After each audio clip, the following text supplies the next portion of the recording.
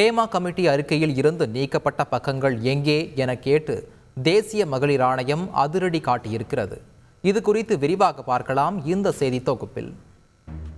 பெரும் விவாதத்திற்கு வழிவகுத்து கேரள திரையுலகை ஆட்டம் காண வைத்திருக்கிறது ஹேமா கமிட்டி அறிக்கை. மலையாள சினிமாவில் பெண் நடிகைகள் மீது நிகழ்த்தப்பட்ட பாலியல் அத்துமீறல்களை தோலுரித்த ஹேமா கமிட்டி அறிக்கை ஒட்டுமொத்த நாட்டையும் திரும்பி பார்க்க வைத்திருந்தது. இந்த பரபரப்புக்கிடையேதான் ஹேமா கமிட்டி அறிக்கையில் மறைக்கப்பட்ட பக்கங்கள் உட்பட முழு நகல்களையும் சமர்ப்பிக்குமாறு கேரள முதன்மை செயலாளருக்கு தேசிய மகளிர் ஆணையம் உத்தரவிட்டிருக்கிறது. ஆம், கேரளாவையே ஸ்தம்பிக்கச் செய்திருந்த ஹேமா கமிட்டி அறிக்கை முழுவதுமாக வெளியிடப்படவில்லை. 300 பக்கங்களை கொண்ட ஹேமா கமிட்டி அறிக்கையில் தனிப்பட்ட சில விஷயங்களை பாதுகாக்கும் பொருட்டு சுமார் 60ற்கும் மேற்பட்ட பக்கங்களை நீக்கிதான் கேரள அரசு வெளியிட்டிருந்தது. ஹேமா கமிட்டி அறிக்கைக்கு பிறகு தாங்கள் சந்தித்த பாலியல் அத்துமீறல்களை அடுத்தடுத்து நடிகைகள் பொதுவெளியில் பேசியதை அடுத்து அனைவரின் குற்றச்சாட்டு குறித்தும் விசாரிக்க ஐஜி தலைமையில் 7 பேர் கொண்ட குழு கேரள அரசால் அமைக்கப்பட்டது.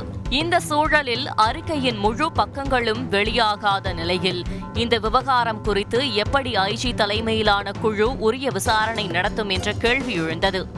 இந்நிலையில்தான் ஹேமா கமிட்டி அறிக்கையின் மறைக்கப்பட்ட பக்கங்கள் உட்பட அனைத்து விவரங்களும் தெரிந்தால் மட்டுமே அடுத்த கட்ட நடவடிக்கை மேற்கொள்ள முடியும் என குறிப்பிட்ட தேசிய மகளிர் ஆணையம் முழு அறிக்கையின் நகலையும் அனுப்பி வைக்குமாறு கேரள முதன்மை செயலாளருக்கு கடிதம் அனுப்பியிருக்கிறது. ஓய்வு பெற்ற நீதிபதி ஹேமா தலைமையில் கடந்த 2017இல் அமைக்கப்பட்ட குழு தங்களின் விசாரணை அறிக்கையை 2019லேயே தாக்கல் செய்தது. ஆனால் இந்த அறிக்கையை கேரள அரசு கிடப்பில் போட்டிருந்த நிலையில் சுமார் 4 வருடங்களுக்கு பிறகு தகவல் அறியும் உரிமை ஆணையம், நீதிமன்றம் ஆகியவற்றின் தலையீட்டின் கீழ் பெரும் போராட்டத்திற்கு பிறகுதான் வெளியிடப்பட்டது.